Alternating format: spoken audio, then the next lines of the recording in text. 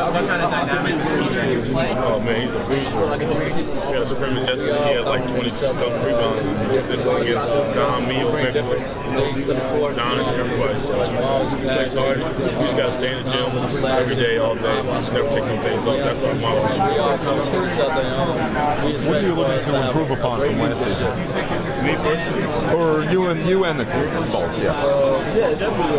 getting our offense together. Usually people, like I said, people are struggling with defense, and that's not the case for us. We lock up, we go on droughts and score. We've corrected that. Different plays, different sets, getting guys in the right position. Coach Love, Coach Steph's done a great job having us this summer. I really can't wait. I just can't wait to see it start. The best shape we've ever been in, and That's all we're I ready can to say. Any different preparations this offseason? Any different preparations in the offseason? I'm just being around the seniors, hanging out with them every day, getting the younger guys, they hang out with us every day. Everywhere we go, we do it as a group. No matter if we go and get a haircut, and guys gonna just come, even though they just got a haircut, they'll come with us. Staying as This year, staying as a team. I'm going to take a Leadership big look at my game. It's all four of us, not just one guy. That's what makes the team great. I just can't wait to see it start. How much do you feel is a year to prove yourselves? I mean, look at the 4 years you've been here. The first year was kind of a lost year because Lavin was there. The second year, you guys made the postseason. Then basically this year, you just fell short of the tournament and what looked like you had a great shot. Is this? I mean, how much are you looking to prove something this year? About it, you should feel that way, It looks like a Cinderella story. We went from the lowest to now. Yeah, you're going to talk to Dom about that one. We're gonna be a great little team. I'm excited. Like I said, we're great. What's going to get this team over the hump? Basically, just little mistakes at crunch time. I'll probably watch Rob Moore's game. Just the minor details, like send me sometime. And every time I watch overs, we have we're all in together, and I send it to the guys. I just watch Rob Moore's game. Robert Moore's lost. People send emojis back, mad faces, sad faces, all kinds of stuff. Everyone game. We have motivation, like everything. Losing to Creighton, that Creighton. Everyone's tentative. Everyone's more aggressive. Villanova, we had that. Everyone's aggressive. I watch a lot of film, so I study the game. And Chris beats together. You have two guys. It's gonna be a great year for St. John's. Worked on how do you prepare in an off season to rectify first half issues? Just start strong. Even in practice, we can't go off to slow starts. Coach gets us ready right away. We got to come right from the start, so we won't have slow droughts that put us in the hole like down 15, and we got to fight our way back. That was the thing. I mean, it was weird because you were one of the strongest secondary teams in the country last year. Exactly. Just imagine if we started the way we came in the second half, it was a whole different game. And one thing also was last year you had, you came close to beat Syracuse early. If you had that, you might have got the tournament. Are you already looking at a game like Duke as, boy, if we get a Duke win on our schedule with the same amount of wins as last year, we're in, Of course, we think about that. Down to Syracuse, Minnesota, and possibly Gonzaga. Those are big games, and we know we're supposed to win the games we're supposed to win. So just so we can make the tournament. Do you feel any pressure coming into the season with this being your last year and everything? It's not so that pressure, but we know that what we're supposed to do. We have to make the tournament. We've been here for so long that we're used to basically everything that comes with it. So we just ready to get back to work. Gives us a different dynamic. And what separates your backcourt from the other backcourts that are here today? Our backcourt is versatile. We all complement each other differently. Jamal with his vision and passing, Don with his slash, mine was scoring, D'Angelo was scoring, Rashid, all aspects. We just have different pieces, each player, and we complement each other. So, and it's a deep backcourt. The best backcourt in the country, you think? 2 and 3 to start. We would make it. We're gonna let our play do the talk. Oh man, we can't go. I'm curious. You saw Mo leave after 1 year. I saw Jakar the other night with Philadelphia. Did you happen to catch that game at all? Yeah, I'll say that. And what's wrong? Did you or D'Angelo consider leaving for the NBA? We think about it, but we just want to, focus on our team, focus on getting better. Like I said, we want to go out on a high note. We trying to make the tournament. So we basically just more team oriented. So you think basically if you guys make the tournament, it'll all take care care of itself. Exactly. You know, Coach say, what do you say? If everyone does good, everyone else, it helps everyone basically. The team come first, and then everything else work its way out. So it's make the tournament a must for you? For us, as a whole, we know it. Like we have to make the tournament. It's been 3 years now. We seniors, so it's all on our shoulders, and we fine with it.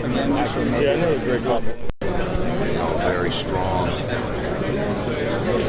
basketball. How important do you think it is? I mean, New York, Washington, Philly, a lot of teams. How important do you think those three cities is? And particularly for St. John's, because you played the tournament here, could be a factor nationally.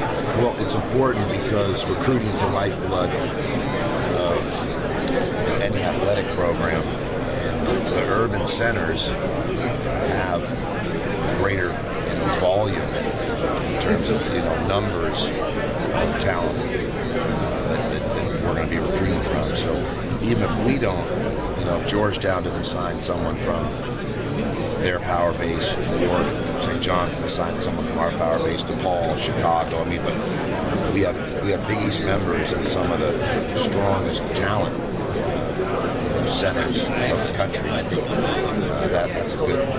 That bodes well for us. Taking a different approach when you first got here, you recruited outside the area, the metro area. Now you're back, kind of absolutely trying to recruit more players from the immediate New York, New Jersey area. Yeah, and really, it just comes down to where are the players, and wherever the players are, then we go after them. Yeah. So when Reese Harkless was in our backyard, we signed him.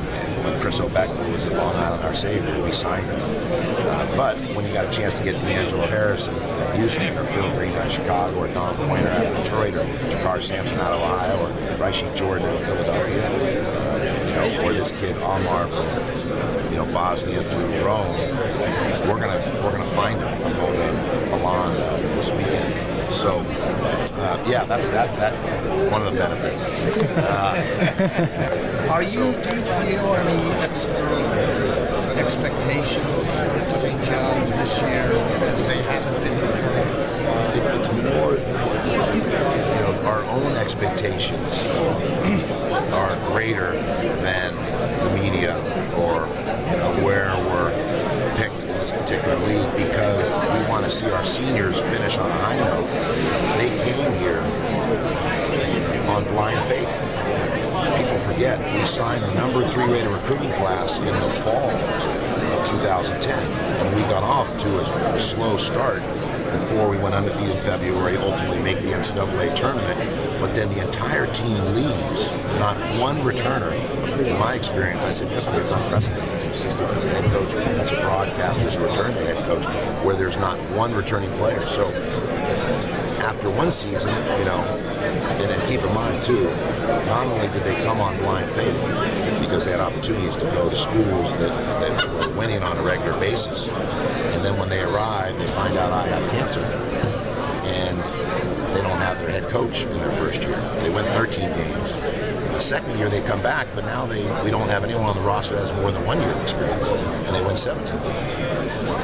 Then they come back for their junior year, and we don't have anyone on the roster that has more than 2 years of college experience, and they win 20 games. Now you have a group that has 98 games under their belt of Division I college basketball experience. If you count the exhibition, 102 games, and that makes up our 5 seniors, which is dramatically different from when they arrived at the program, and there was not a single player with 1 game, not even a game of college experience, because Malik Stith had transferred and Poli went out to San Diego State. So I think it's a rather remarkable, unique story, and that's why expectations are high.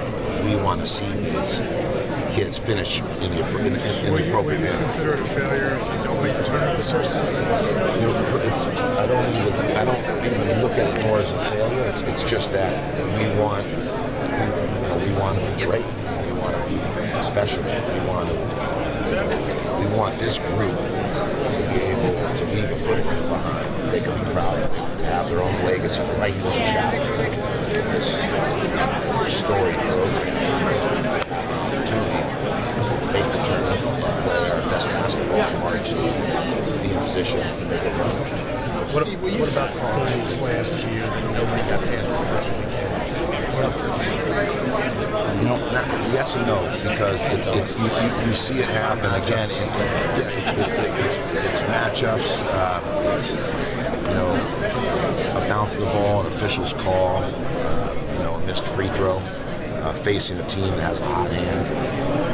There are so many elements that line up in a particular game or in every NCAA tournament, and there are sometimes, because it's one and done, that things don't go your way, and you look at a given league and we tend to make these broad generalizations or assumptions that are not necessarily accurate, because within a year it could be just the opposite, and then it's the ACC that's people saying, are they down? Well, the ACC hasn't been a Final Four in 4 years. Nobody's really Right. They really, Duke loses the first round, but they don't seem to suffer from the same perception. Exactly. So you get the idea. I think it's dangerous. I understand in the media we have to do it. I did it for 7 years, where they say, the sky is falling for the Big 12 or the Southeastern Conference. It's really down. Let's talk about it.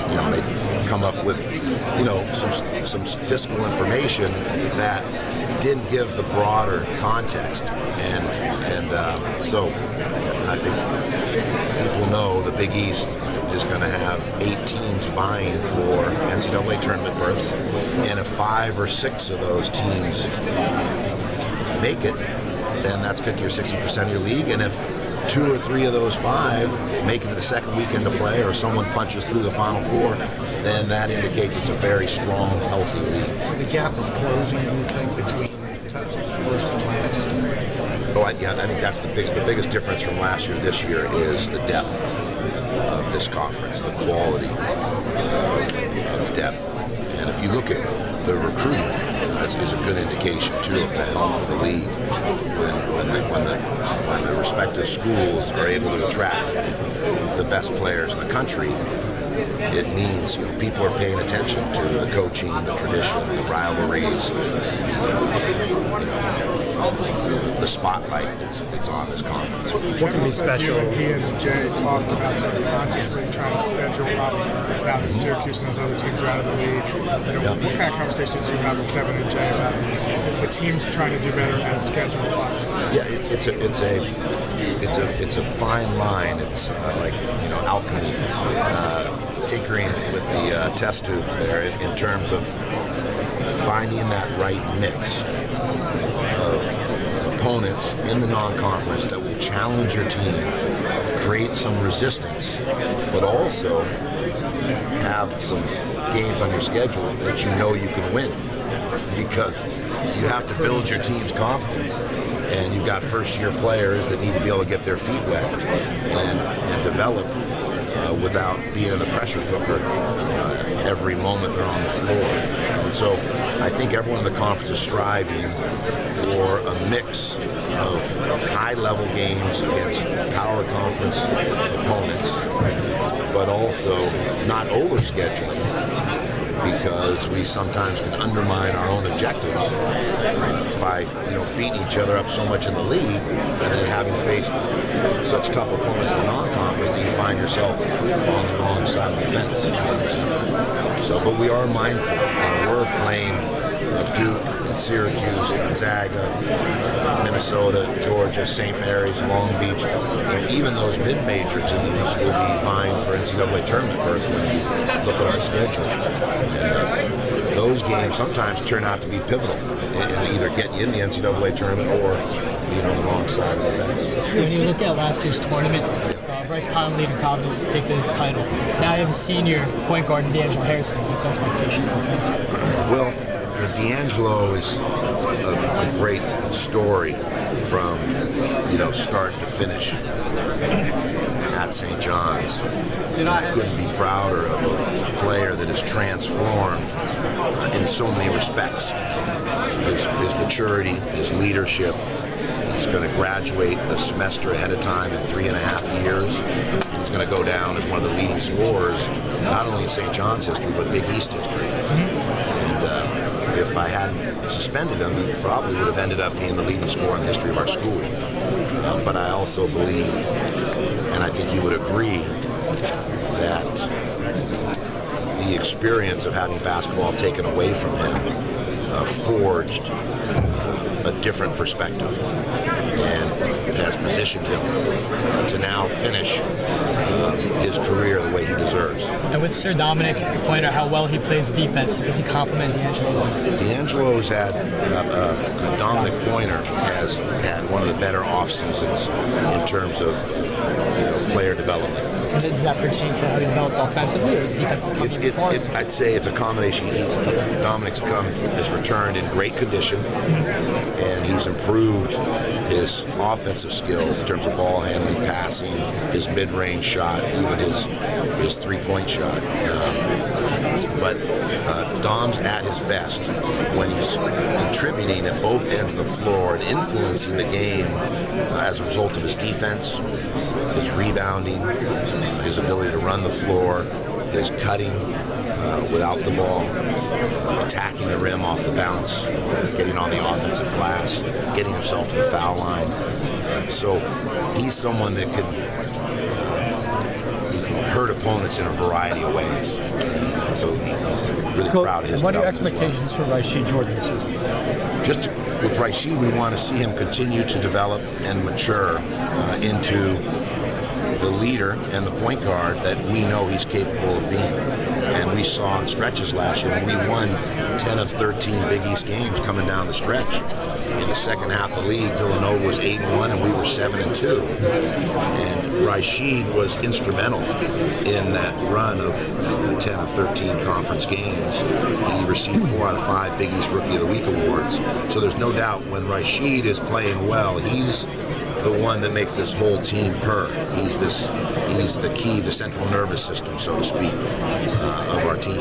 Coach, just trying to show me all the ropes and everything, just to get comfortable with everything. So, and they're doing a great job doing those. So I'm just comfortable.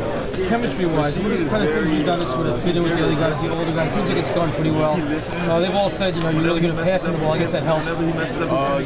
I'm trying to just get everybody involved as one of the guards. But just off the court, we just go to the movies, bowling, and just have as much fun as possible. Just to try to get a feel for each other. What's your reaction when you come in and see your name as Rookie of the Year? I mean, the last Seton Hall player to have that was Eddie Griffin in 2000. It's been a while. It's an honor, but just like I said before, nothing's done yet, so that's why we're still working and just trying to get as much money as possible during the season. What's this like for you to come here in this sort of environment? It's a great experience. Just with you guys here, just getting me ready for the season and just interviews during the season. I'm here with 2 seniors that's helping me out a lot, so it's just a great experience. Guys like Sterling and Darren have been around. What are they kind of telling you? What are you picking their brain about? I mean, I'm sure there's been some talk about, what you can do, how you can get going. And they're just telling me when I do something together and just complete everybody's errors. If I know something that they don't know, I'll tell them. If they know something that I don't know, I'll tell them. How excited are you for that first game to get here? So it's taking a few more weeks, but I'm sure you can't wait to actually play. Actually, we're just taking it one practice at a time. I don't think that we're ready for first half, but we're just trying to take one practice at a time and just work on everything. We'll be ready. What can you say about this guy, the senior leader on the team? What's it been like at Henderson? It's been great, just what you said. Do you feel any pressure coming into the season at Seton Hall? Of course there's going to be a little bit of pressure, but just like I said before, Coach Willard and all the guys just trying to make it as comfortable as possible for me, so I'm just trying to come in and just play as hard as I can. Do you feel that the addition of Coach Tiny and Desi also did that kind of ease your transition? Oh, definitely. Just by knowing those guys and just meeting all the other guys, been comfortable. And what is your main goal, like, coming into the season? Your personal goals and, like, your goal for the team? Personal goals right now, I'm not really worrying about, but the team goals would be just to win as much games as possible and just try to bring the program back. And what is your goals for, like, after the season? Whatever presents itself. That's what I everyone knows everyone on the next team. They're all friends. You compete against each other. You know, especially in that era where everyone stayed in school for 4 years. So you had Patrick's playing against people for 4 years. You know, it's a long history of going at each other. So, great game, national championship. You guys lost. When you think about what that game meant for the conference at the time, you know, obviously to come in and have 3 of the 4 teams in the Final Four that year, do you think that really proved something about the Big East in a very significant way? I mean, obviously you guys had done a tremendous job getting there in 82 and 84, but to have the kind of depth of success, do you think that was significant for moving the conference forward to where it was for 25 years, like you were just telling Dana, of the preeminent basketball conference? Yeah, well, I think that started, when you bring in Patrick Ewing to the league, you bring in a Chris Mullin to the league, you bring in an Ed Pinckney to the league, and I can keep going. And at the end of the day, those players help, as long as the outstanding Hall of Fame coaches that were in that room, that were in the league at that time. But obviously, you get 3 teams in the Final Four. Has that happened since? I don't think so. It came close. Somebody came close a couple of years ago. Georgetown came close to beating Villanova. I mean, so it's something that hasn't happened since. So obviously that was a very special time. Does that inform the rivalry at this point? I mean, the players you have now were born a decade after the 1985 season. And I'm just wondering, do you think that informs the rivalry in any way other than in the minds of fans? Well, okay, so do I think that game? No. But our guys, as well as Jay's guys, understand the history, the tradition. They understand that game's a special game. We play Villanova. So is it that game specific? No, but is it that game coupled with 50 other games down through time? Absolutely. Is there a significance, do you think, this year to Georgetown Villanova being 1-2? When you think about the Big East trying to make its mark now, after the breakup, to have it not just be a rivalry between 2 top teams, but 2 teams who share that storied history, do you think that makes a significant difference in terms of getting people attracted to what's going on here? I don't know. What do you think? I think it does. Right? Hence why I question. I'm curious what you think. You know better than I. It doesn't hurt. I mean, because when you talk about the Big East, at any era, old Big East, new Big East, you think of Georgetown, you think of Villanova. And so having us 2, at least preseason at the top of the board, probably does matter. You extend that out to St. John's from an exposure perspective and a recruiting perspective. How important is it for those 3 teams in particular to be near the top? I think time will tell. I mean, I think it's important that everyone continues to bring in an infusion of very talented players. From a historical point of view, as I just said, St. John's is one of the schools that when you say Big East, you automatically think of. You think of Coach Carnesecca, you think of all those guys. And so I haven't looked at it. They're 1 with 2. Who's 3? St. John. So, they got a first week paid. They start worrying about it doesn't seem that way everything. I think the way we all do it is fine. I think, like I said, we had 4 games last year. We were at possible 5 or 6. Just got caught in the bubble. Didn't make it. I think we'll see a difference this year and in years to come. I think that's what is this league? What is it going to be? It's going to be a great basketball league. All right, 16. Last time I saw you was in the league against 50, 60, 70 teams. And the bottom teams know that in any year it could be them. The top teams know in any year they could be. That's a hell of a league. I think that's what we're going to do. Does the round robin schedule have an impact? That's a great question. I don't think we've done enough research yet, and maybe somebody did to see how that affects. But I don't think anybody in our league missed the NCAA tournament because of RPIs. They missed it because of wins and losses. So I don't think it had an effect the first year. I think it had a great effect in terms of rivalries, in terms of just a great conference season. But NCAA tournament, I don't think it had an effect either way. It might go forward, but last year it didn't. You kind of wish the selection committee could place a higher value on the fact that everybody's playing each other. I think the way they look at it plays out. I don't think the issue is with the committee at all. The issue last year for us was some teams having injuries. Some teams, like St. John's at the end, ran into some crazy stuff with Chief Jordan's family. We didn't play some games. They win 2 more games, they're in. I think there's a lot of situations like that I think will prove out in the end. One of the things I think the committee's made really clear is intentional scheduling is important. They're looking at your schedule and saying, are you trying to play a difficult schedule? If you go on the road and play a team that is perennially a good team, and that year they didn't have a good year, I don't think you're going to penalize you for it. Let's say if you go play Illinois on the road one year and they happen to have a couple guys hurt, I don't think you're going to penalize you. But if you're playing teams that they know year in and year out, 200, 300, I think they're going to help you.